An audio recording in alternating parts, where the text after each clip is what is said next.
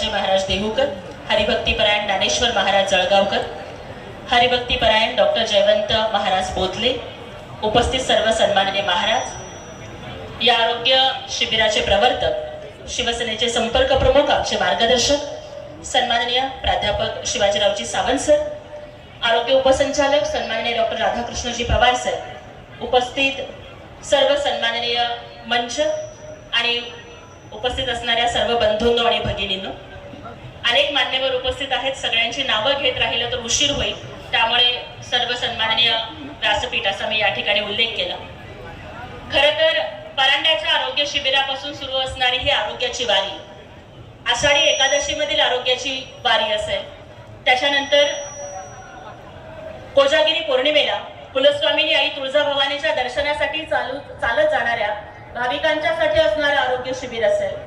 सोलापूरमध्ये आयोजित केलेली अनेक आरोग्य शिबिरे असतील किंवा आज कार्तिकी एकादशीच्या निमित्तानं पंढरीच्या वाळवंटामध्ये सुरू असणारा हा आरोग्याचा जागर असेल. या माध्यमातून लाखो करोडो भाविकांची, वारकऱ्यांची आरोग्याची तपासणी, त्यांना मोफत औषधोपचार आणि मोफत चष्म्यांचं वाटप हे महाराष्ट्र राज्याचे संवेदनशील मुख्यमंत्री माननीय एकनाथभाई शिंदे साहेब, आरोग्य मंत्री प्राध्यापक डॉक्टर तानाजीरावजी सावंत साहेब आणि सोलापूर जिल्ह्याचे संपर्क प्रमुख सन्माननीय प्राध्यापक शिवाजीरावजी सावंत साहेब यांच्या माध्यमातून होत आहे. याचा खरोखरच अत्यंत अभिमानास्पद अशी ही गोष्ट आहे. आणि मागील एकादशीच्या वेळेला, मागील वारीच्या वेळेला पंढरीमध्ये जे महाआरोग्य शिबिर झालं त्याची दखल ही आंतरराष्ट्रीय पातळीवरती घेतली गेली आणि जागतिक रेकॉर्ड त्या आरोग्य शिबिराने केला. याचा केवळ सोलापूर जिल्ह्याला नव्हे तर संपूर्ण महाराष्ट्र राज्याला अभिमान आहे. खरं तर वार करेल तो वारकरी असं सांगितलं जातं. जेव्हा नवती गोदा गंगा तेव्हा होती चंद्रभागा, जेव्हा नवते चराचर तेव्हा होते पंढरपूर, अशी या पंढरीची महती. दक्षिण काशी म्हणून ओळखल्या जाणाऱ्या या पंढरपुरामध्ये पुंडलिकाच्या भक्तीसाठी विटेवरती 28 युग, कटेवरती कर ठेवून आणि विटेवरती चरण ठेवून उभा असणारा हा पंढरीचा पांडुरंग, हा गोर गरिबांचा देव. म्हणून तरी बहिणाबाई म्हणतात की सोन्या रुपयानं मढला श्रीमंताचा बालाजी, शेतकऱ्यांचा इठोबा तुळशीच्या पानामध्ये राजी.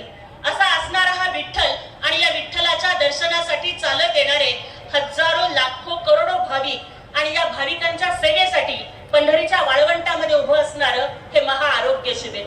खरं तर कुणी कशामध्ये विठ्ठल शोधावा हा ज्याचा त्याचा भाग.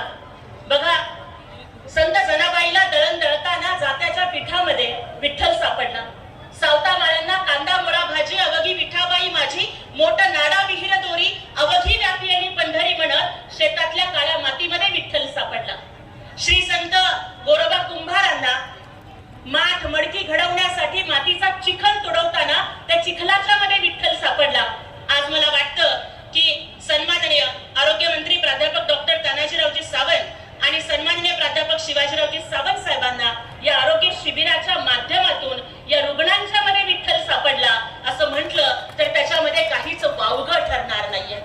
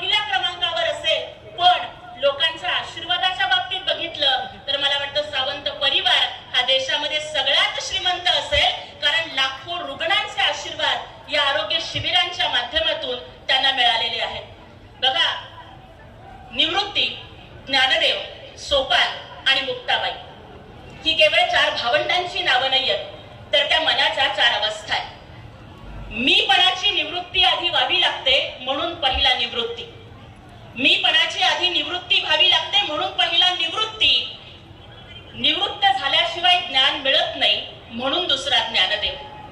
मीपणाची निवृत्ती होऊन ज्ञान मिळालं की मग जीवन मार्ग सोपा होतो म्हणून तिसरा सोपान, आणि मीपणाची निवृत्ती होऊन ज्ञान मिळून जीवन मार्ग सोपा झाला की मग आत्ममुक्त होतो म्हणून चौथी मुक्ताबाई. मला वाटतं की आजच्या आरोग्य शिबिराच्या मध्ये मोठे राजकीय नेते असतील किंवा अनेक जागतिक दर्जाचे किंवा सुपर स्पेशालिटी हॉस्पिटलचे डॉक्टर असतील, सगळ्यांनी मीपणाची निवृत्ती करून येणाऱ्या प्रत्येक रुग्णाच्या मध्ये माऊली शोधली म्हणून इथली पहिली मीपणाची निवृत्ती अनुभवायला मिळाली. या सगळ्या डॉक्टर्सच्या नर्सेसच्या ज्ञानाच्या माध्यमातून आम्हाला ज्ञानदेव अनुभवायला मिळाला. आज इथे उपस्थित असणारे सगळे महाराज, मग औसेकर महाराज असतील, बोधले महाराज असतील, आता त्यांच्या निरूपणाच्या माध्यमातून जीवन मार्ग सोपा कसा करायचा याचा सोपान आम्हाला कळणार आहे. आणि या सगळ्यांच्या माध्यमातून जीवन मुक्त कसं व्हावं, आत्ममुक्त कसा व्हावा याची देही आणि याची डोळा आज आपण इथे अनुभवणार आहोत. त्यामुळे खरोखरच ही आरोग्याची वारी पंढरीच्या दारी, इथे असणाऱ्या प्रत्येक रुग्णाच्या मध्ये विठ्ठल शोधणारं, ज्याप्रमाणे मला वाटतं की या चंद्रभागेच्या वाळवंटाच्या मध्ये जेव्हा जेव्हा वारी भरते तेव्हा तेव्हा आठवण केली जाते श्री संत तुकोबारायांची, कारण त्यांनी समतेचा अभंग गायला आणि त्यांनी समतेच्या माध्यमातून पंढरीच्या पांडुरंगाची सेवा केली. जेव्हा जेव्हा वारी भरते तेव्हा गाडगे बाबांची आठवण होते की त्यांनी स्वच्छतेच्या माध्यमातून, खराट्याच्या माध्यमातून परिसराची, कीर्तनाच्या माध्यमातून लोकांच्या मनाची स्वच्छता केली आणि स्वच्छतेच्या माध्यमातून विठ्ठलाची सेवा केली. मला वाटतं इथून पुढं जेव्हा जेव्हा वारी भरेल तेव्हा चंद्रभागेच्या वाळवंटामध्ये सावंत परिवाराचीही आठवण केली जाईल की यांनी आरोग्याच्या माध्यमातून विठ्ठलाची सेवा केली. अशा प्रकारचं ऐतिहासिक काम करणाऱ्यांना मी पुन्हा एकदा मनापासून शुभेच्छा देते आणि इथेच थांबते. जय हिंद, जय महाराष्ट्र.